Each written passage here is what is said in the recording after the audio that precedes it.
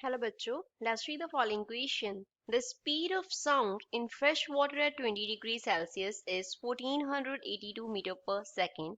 At what temperature is the speed of sound in helium gas the same as that of fresh water at 20 degree Celsius? What we are given with, हमें fresh water में speed of sound दिया है 20 degree Celsius पे.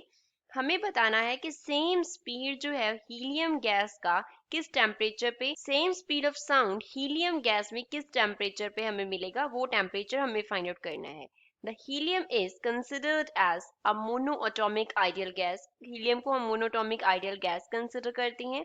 उसके लिए gamma का जो value है that is 1.67 and atomic mass जो है वो कितना दिया गया है 4.003 एटॉमिक मास यूनिट्स के यूनिट में दिया गया है. तो यहाँ पे हमारे पास ऑप्शंस क्या है, 313 केल्विन, 442 केल्विन, 633 केल्विन और 377 kelvin. So first of all we will talk about the key concept used in the question. इस क्वेश्चन में क्या की कॉन्सेप्ट हम यूज करेंगे.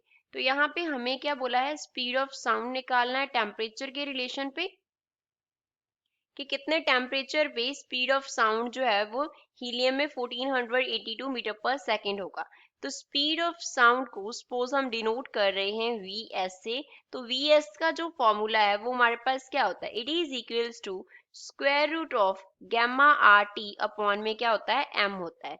गैमा क्या है, यहाँ पे रेशियो है स्पेसिफिक हीट्स का, ratio of specific heats. Specific heats का ये रेशियो होता है that is specific heat at constant pressure to specific heat at constant volume. R जो है वो रिप्रेजेंट करता होता है गैस कांस्टेंट को. R here represents gas constant. इसका जो वैल्यू है वो कितना होता है 8.314 एंड इसके यूनिट्स होते हैं जाउल पर मोल पर डिग्री हमारे पास होता है. डिग्री मीन्स टेम्परेचर की हम बात कर रहे हैं. टी जो है वो यहाँ पे डिनोट कर रहा है टेम्परेचर को. T here denotes temperature. M जो है वो डिनोट करता है मोलर मास को. M here denotes molar mass. अब क्वेश्चन में हमें गिवन क्या है, स्पीड ऑफ साउंड जो है वो हमें कितना चाहिए, Vs इक्वल्स टू 1482 मीटर पर सेकेंड चाहिए हमें. गैमा का जो वैल्यू है वो हमें गिवन है 1.67 की इक्वल. टेम्परेचर T का वैल्यू हमें फाइंड आउट करना है.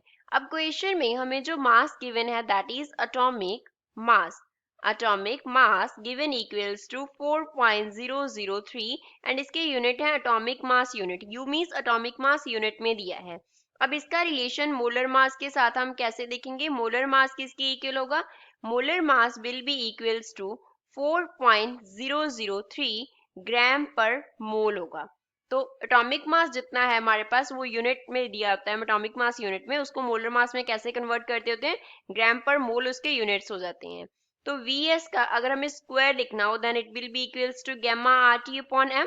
टी हमें फाइंड आउट करना है तो टी इक्वल हो जाएगा m into V S square upon में हम क्या कर देंगे गैमा इंटू आर. तो यहाँ से t जो है वो किसकी इक्वल आ जाएगा, ऊपर हमारे पास क्या है m into V S square.